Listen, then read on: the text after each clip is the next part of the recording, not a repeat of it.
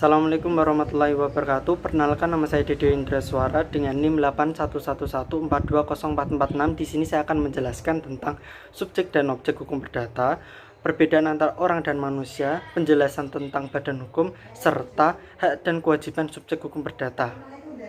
Subjek dan objek hukum perdata menurut para ahli. Menurut subjek hukum adalah pembawa hak atau subjek di dalam hukum, yaitu orang. Syahroni menjelaskan bahwasanya subjek hukum adalah pendukung hak dan kewajiban.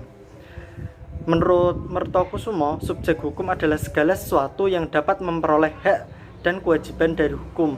Yang dapat menjadi subjek hukum hanyalah manusia. Manusia oleh hukum diakui sebagai penyandang hak dan kewajiban sebagai subjek hukum atau sebagai orang. Secara kesimpulannya, subjek hukum adalah segala sesuatu yang dapat menjadi pendukung hak dan kewajiban segala sesuatu di sini yang menunjuk pada manusia dan badan hukum. Subjek hukum perdata ada dua. Yang pertama orang atau kita sebut dengan naturalistic person. Menurut Subekti dalam bukunya yang berjudul Pokok-Pokok Hukum Perdata, buku warna merah, halaman 19-21 mengatakan bahwa dalam hukum, orang atau person berarti pembawa hak atau subjek di dalam hukum. Sebagaimana kami sarikan, seorang dikatakan sebagai subjek hukum atau pembawa hak dimulai dari ia dilahirkan dan berakhir saat ia meninggal. Bahkan jika diperlukan, seperti misalnya dalam hal waris, dapat dihitung sejak ia dalam kandungan, asal ia kemudian dilahirkan dalam keadaan hidup. Yang kedua yaitu badan hukum atau rights person. Menurut Subekti, pada buku yang sama, halaman 21 mengatakan bahwa di samping orang, badan-badan atau perkumpulan juga memiliki hak dan melakukan perbuatan hukum seperti seseorang manusia.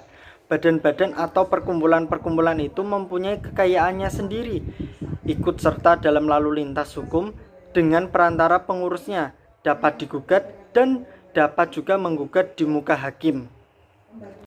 Selanjutnya yaitu objek hukum. Objek hukum adalah segala sesuatu yang berguna dan bermanfaat serta dapat dikuasai dan harus dapat dikuasai oleh subjek hukum.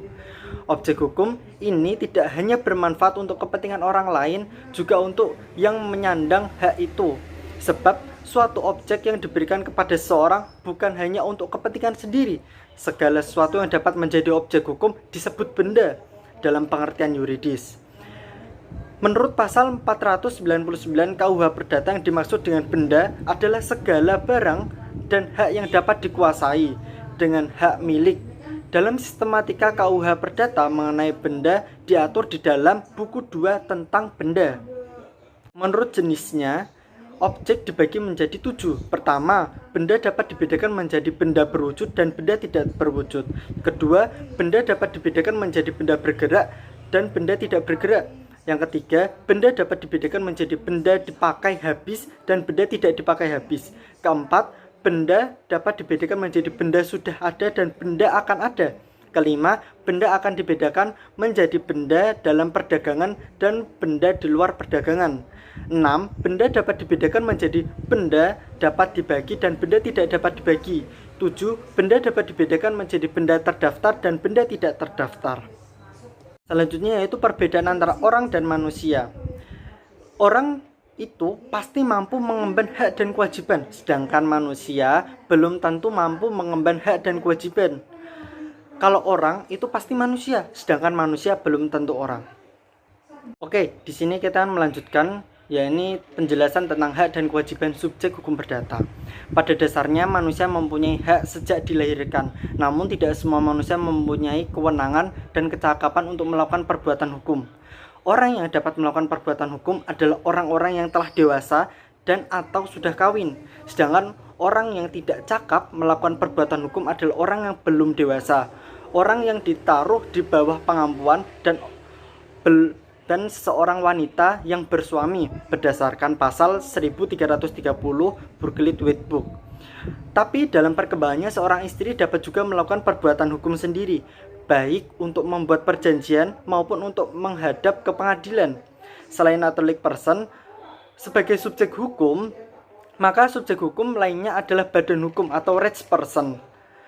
Ketentuan tentang badan hukum dalam BW hanya terdapat dalam 13 pasal, yakni pasal 1653 sampai dengan pasal 1665 Burgerlijk Wetboek.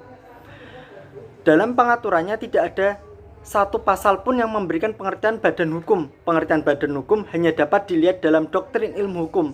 Menurut Rohmat Sumitro, rich person dalam suatu badan yang dapat mempunyai harta kekayaan, harta kewajiban seperti seorang pribadi. Menteri Sudawi, sebagaimana dikutip dari Salim HS, berpendapat bahwa yang dimaksud dengan badan hukum adalah kumpulan orang-orang yang bersama-sama bertujuan untuk mendirikan suatu badan, yaitu satu, berwujud himpunan, kedua, harta kekayaan yang disandarkan untuk tujuan tertentu, dan ini dikenal dengan yayasan. Dari kedua pendapat ini, maka jelas terlihat bahwa sebuah badan hukum selalu berkaitan dengan harta kekayaan yang berada dalam ranah hukum private.